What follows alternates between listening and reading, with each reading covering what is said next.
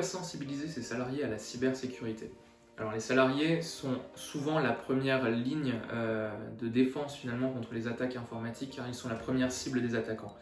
La sensibilisation, c'est aussi le fait de réduire les erreurs humaines et donc augmenter la culture de la sécurité dans l'entreprise. En effet, les salariés deviennent plus conscients des risques et deviennent aussi moteurs sur la partie sécurité informatique.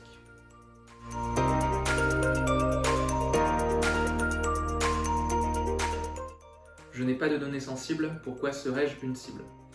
Même si vous ne pensez pas avoir de données sensibles, vous pouvez toujours être une cible pour les pirates informatiques. En effet, votre compte pourrait être utilisé pour accéder à d'autres comptes qui, eux, possèdent des données sensibles en réalisant finalement de l'ingénierie sociale, en usurpant votre identité, ou votre ordinateur pourrait même lui-même être utilisé pour mener des attaques informatiques.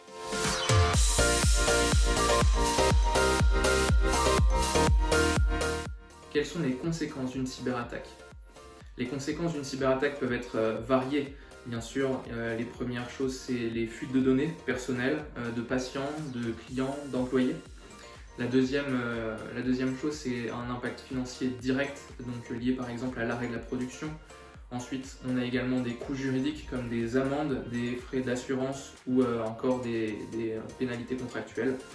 On a un risque aussi sur la partie image et réputation de votre entreprise. Et le dernier, auquel on ne pense pas forcément, c'est un risque physique, donc un risque sur l'intégrité physique même, par exemple dans le domaine médical.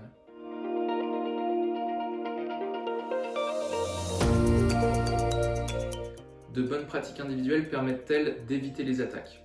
Bien sûr, des bonnes pratiques individuelles comme par exemple l'utilisation de mots de passe forts, la vérification des emails suspects, la mise à jour des logiciels que vous utilisez ou encore la sauvegarde régulière de vos données sont autant de points qui permettent d'améliorer votre sécurité et de réduire les risques d'attaque informatique.